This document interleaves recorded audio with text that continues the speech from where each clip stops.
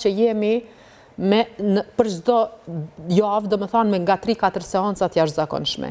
Jemi me procedurat e përshpejtuara, për zgjedhje të bordeve, për zgjedhje të anëtarëve të komisioneve, të autoriteteve. Majoranca po shkohet në zgjedhje.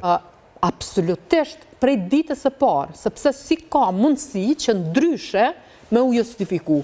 Unë kur është votu buxheti në kuvend dhe kur ka ardhur një buxhet, një draft i vjetër i cili nuk ka reflektua strukturën qeverisë. Sot 4 ministri nuk e kin ligjin e buxhetit. Kjo do të jetë problem real, se shkojmë zgjedhje dhe nuk ndodh rishikimi i buxhetit, duke mos pasur kuvend. Atëherë ku do të marrim buxhet ato 4 ministri që janë para pa me buxhetin aktual? Është problem për shtetin, por nuk është problem për qeverisjen e Albin Kurtit, sepse që 6 vjet absurd institucional. Që 6 vjet ka qeverisur duke mos respektu as ligjet, as rregulloret, as kushtetutën e Republikës së Kosovës. 16 herë ka shkel kushtetutën e Republikës së Kosovës. Nuk janë edhe ekonomiste, ku merren ato para për funksionalizimin e 4 ministrive që nuk janë para parë me buxhet. Besoni që domethënë rregullat, edhe ligji për menaxhim të financave publike dhe përgjithësisht nuk të lejon, sepse ti nuk i ke si organizata buxhetore. Unë idenë nuk e kam se si e kanë guximin, domethënë zyrtarët, qoftë thesari, qoftë buxheti, që të ndajnë dhe të bëjnë pagesat e tilla.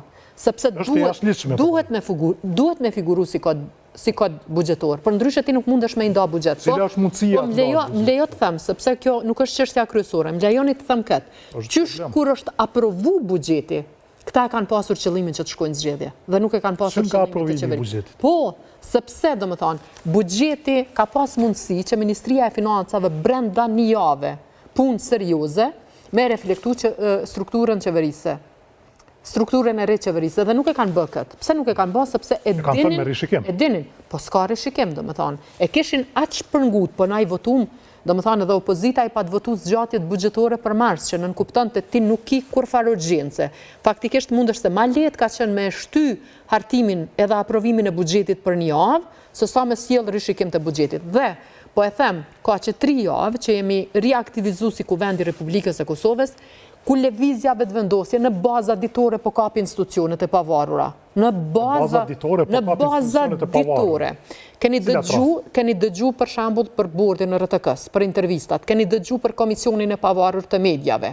E keni pa që është tepër me urgjencë zgjedhja. Ka pasur reagimet mba nga shoqëria civile për procesin se si po menaxhohet. Ajo deri tash nuk ka pasur ndonjë lëvizje pozitive. Nuk ka pasur asnjëherë, domethënë procedurat të tilla të përshpejtuara.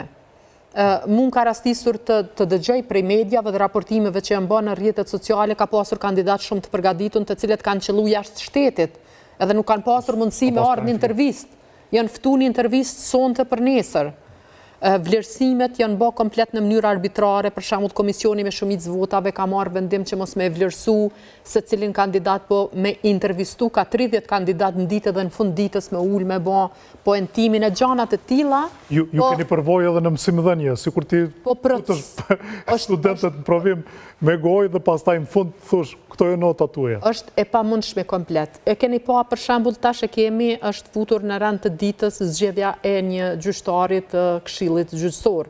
E kemi pa që në Këshillin Gjyqësor përkundër faktit që ka quorum, atje sabotohet quorumi gjatë gjithë kohës. Është sabotim, po thoni.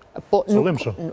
S'ka si tjetë ndryshe. Nuk i njoh procedurat e gjyqësorit mirë, po nga ajo çfarë kam lexuar dhe kam parë është që një mbledhje vazhdimisht reagon, sepse po pritet faktikisht që vetëvendosja ta dërgojë njeriu në vet në mënyrë që ta zgjedh mandej kryesuesin e Këshillit Gjyqësor. Synim kapjen e institucioneve të pavarura. E keni pa gjithashtu sot në komisionin për arsim, për shembull kur kandidati i lëvizjes vetëvendosje për deputet propozohet për me shku në agjencinë e akreditimit. Domethënë nuk ka as edhe një institucion të vetëm. E pam rastin e komisionit të provimit të jurisprudencës, apo jo, edhe ai u raportua. Do thotë njerëz e vet dëshirojnë me i dërgu gjithkund. Edhe kjo është e rrezikshme. Kjo është arsyeja pse neve na duhet një president i cili është gardiani i shtetit, gardiani i demokracisë dhe i respektimit të kushtetutës nga ana e qeverisë. Dhe unë e konsideroj që me gjithë kostot që po i shkaktohen vendit, për shkak të kësaj sjellje komplet autoritare të zotit Kurti, është pozitive që përshkohet në zgjedhje. Edhe po besoj A do të korrigjoj diçka, sot zoti Kurti po ashtu tha se do të shkojmë prapë në zgjedhje, do të hymë cikël zgjedhjeve, por sërish do të dalim aty dhe nuk do të ketë zgjedhje. Qytetarët e Republikës së Kosovës duhet me kuptu që zoti Kurti nuk po dëshiron me qeverisë. Pse? Si shpjegohet? Sepse prapë po shkakton zgjedhje. Zoti Kurti nuk po dëshiron të jetë kryeministër i Kosovës. Nuk dëshiron të jetë kryeministër. Po dëshiron të jetë ushtrues detyre i kryeministrit të Kosovës. Pse? Sepse po ju ikë përgjithësive, do me thonë nuk ka politika zhvillimore, a i sot nuk merret fare me çështjen e pacientëve, të cilët nuk i kanë barnat e kancerit dhe raportohet në baza ditore që njerëzit i blejnë në tregun e zi. Barnat e kancerit? Mungojnë jashtëzakonisht shumë, do me thonë, unë lexova para disa ditëve në raportimet e kohës ditore të gazetares që merret me këtë temë zonjës Ramaj, mungojnë, do me thonë, janë ajo për cilë listën e publikimit dhe të tjera. Zoti Kurti nuk merret me sektorin e përpunimit të qumshtit. Ata sot po përballen me problemet të shumta, është konkurenca nga jashtë. Në anën tjetër thuhet që vitin e kaluar ka pas grante të gjedhëve, do me thonë, të lopëve qumshtore, ndërkohë që sasia e qumshtit është rritur në treg, mirë po kemi një fyt të ngushtë të përpunimi.